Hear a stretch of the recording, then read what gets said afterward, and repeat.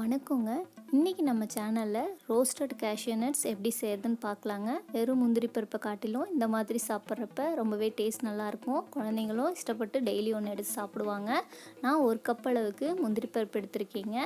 ஒரு பேன் வச்சு அது சூடான வெட்டி 1 டேபிள் ஸ்பூன் அளவுக்கு நெய் ஊற்றிக்கலாங்க. நெய் வந்து ஜஸ்ட் மெல்ட் ஆனால் போதும். ஓவர் ஹீட் ஆச்சுன்னா உங்களுக்கு பருப்பு போட்ட உடனே தீஞ்சு போயிடும். நம்ம அந்த நெய் ஃபுல்லாக மெல்ட் ஆன வெட்டி அந்த எடுத்து வச்சுருக்க முந்திரி பருப்பை வந்து நல்லா கோல்டன் ப்ரௌன் வர வரைக்கும் லோ ஃப்ளேமில் வச்சு அதை நல்லா வறுத்துக்கலாங்க.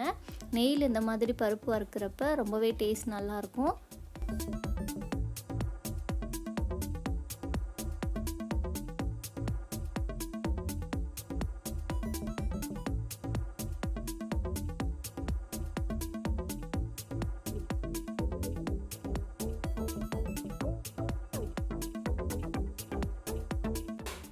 லைட் ப்ரௌன் கலர் வந்துருச்சுங்க. இப்போ வந்து அடுப்பை ஆஃப் பண்ணிடலாம்.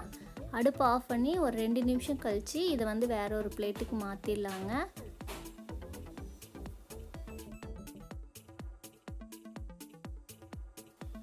இதில் இப்போ காரத்துக்கு ஒரு 1/2 ஸ்பூன் அளவுக்கு மிளகாத்தூள் போட்டுக்கலாங்க.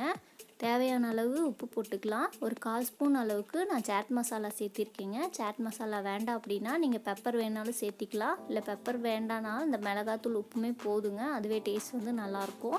நல்லா மிக்ஸ் பண்ணிவிட்டு காற்று போகாத மாதிரி ஒரு ஏர்டைட் கண்டெய்னரில் போட்டிங்கன்னா டேஸ்ட் வந்து நல்லாயிருக்கும்.